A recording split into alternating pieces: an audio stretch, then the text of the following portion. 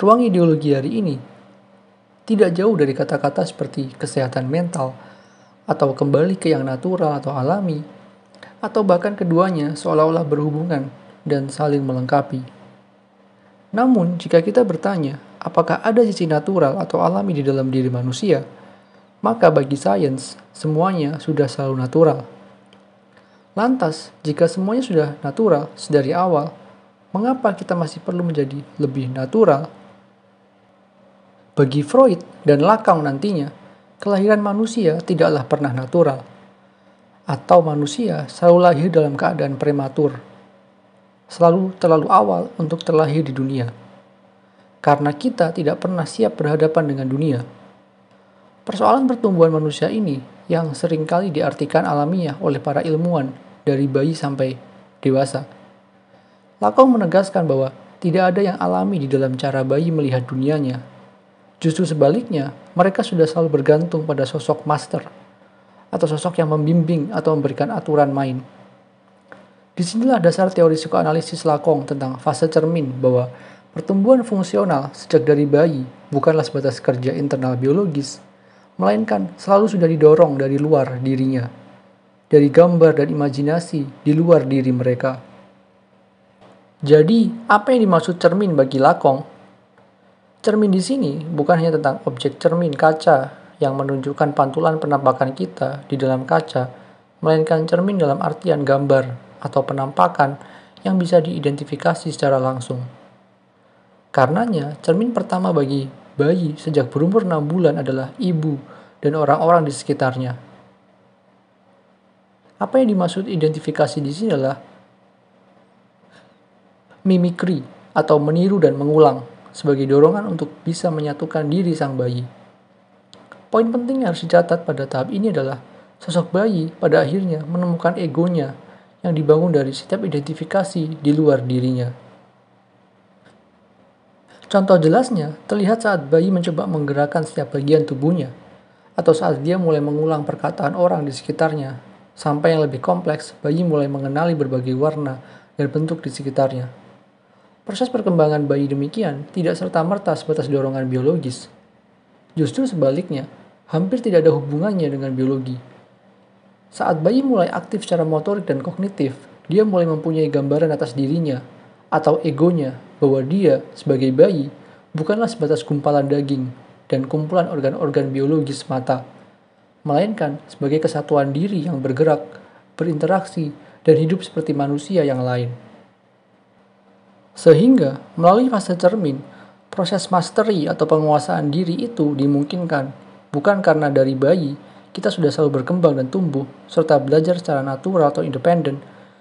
Justru sebaliknya, karena penampakan di luar bayi inilah menciptakan sosok master imajiner, bersifat imajinasi atau ilusi, yang mendorong bayi seolah-olah dia mempunyai kesatuan diri, seperti kerja sosial simbolik di hadapannya. Artinya, sejak kecil, dari sosok bayi manusia, hanya sedikit mendapatkan dorongan natural biologi. Apa yang mereka inginkan dan dapatkan, serta mereka perlukan adalah sosok master yang menjamin adanya makna dan aturan yang jelas mengapa kita harus melakukan sesuatu daripada tidak melakukan apapun. Kemudian pertanyaannya, apa yang ditawarkan dari fase cermin di dalam proses berkehidupan sebagai manusia? Bagi Lacan, setidaknya ada dua, yaitu kesatuan dan alienasi. Keduanya bersifat dialektikal atau terikat satu sama lain. Artinya, setiap usaha untuk mengambil satu di antaranya atau mencoba menggabungkannya cenderung dianggap gagal di dalam fase cermin dengan konsekuensi yang menunggunya di belakang. Lalu, apa maksud dari kesatuan dan alienasi tersebut? Pada bagian awal tadi, kita sudah memahami bahwa apa yang dilakukan dan dikerjakan sang bayi selalu berasal dari dorongan luar, dari orang lain yang sudah selalu memberikan contoh dan reaksi terhadapnya. Maka, setiap tingkah laku bayi pada akhirnya selalu didefinisikan dari sudut pandang yang lain. Misalnya, saat sang bayi melihat orang atau bayi lain menangis, maka dia juga akan menangis. Saat orang lain menginginkan sesuatu, entah makanan atau mainan, maka sang bayi juga akan menginginkannya. Artinya, identifikasi diri sang bayi atas dirinya selalu berdasarkan posisi yang lain. Posisi yang bukan dirinya, posisi yang mengalienasi dirinya. Dalam hal ini, ilusi atau kesatuan diri, ego, selalu dibayar oleh alienasi bahwa bagaimana sang bayi bisa bertindak atas dirinya selalu merupakan reaksi langsung terhadap sosok lain di luar dirinya atau sosok yang bukan dirinya. Pada posisi ini, struktur ego disusun oleh identifikasi terhadap alienasi berdasarkan kekurangan atau lack di dalam tubuh dan kerja saraf yang menghubungkan semuanya. Hal ini bisa dijelaskan melalui eksperimen Freud kepada salah satu pasiennya yang dihipnotis dan disuruh untuk mengambil barang di pojok ruangan yang tidak terdapat furnitur apapun, sehingga dia hanya harus berjalan lurus mengambilnya. Namun alih-alih begitu saja mengambilnya, pasien tersebut berjalan memutar. Sesekali berhenti mengamati sekitar, bahkan membuat gestur sedang berbicara dengan orang lain. Pada kasus ini, bagi Freud, pasien tersebut tidak begitu saja mengambil barang yang diminta karena merasa tidak puas, bukan hanya dari sugesti hipnotis, melainkan dari bagaimana dia menempatkan dirinya pada situasi real. Sang pasien tersebut tidak bisa bergantung begitu saja terhadap apa yang dia dengarkan. Namun, dia juga perlu untuk membuat semacam cerita atau upaya untuk merasionalisasi serta memberi makna terhadap segala macam kejadian di hadapannya. Sehingga, ego dalam hal ini selalu merupakan agensi palsu atau tidak otentik pada diri manusia sebagai ilusi yang membantu pertumbuhan manusia berdasarkan gambaran kesatuan di luar dirinya. Konsekuensinya, fungsi dari kesatuan ego tersebut merefleksikan tidak adanya kesatuan diri manusia yang pada akhirnya menciptakan alienasi bahwa dia tidak pernah menjadi diri dia sepenuhnya.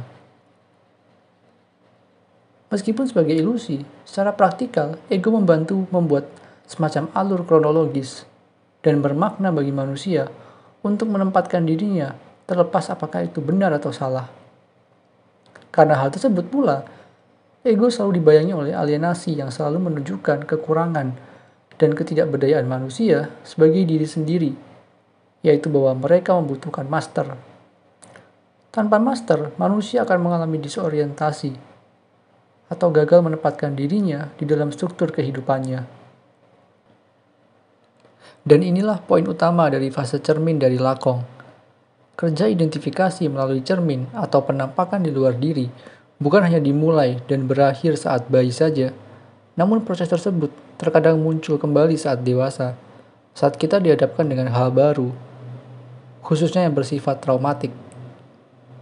Manusia sebagai makhluk rapuh dan serba kekurangan memerlukan suatu cerita yang hanya bisa diproduksi melalui kerja ego untuk menyatukan dirinya dan menempatkan dirinya agar berfungsi berdasarkan aturan simbolik yang bekerja.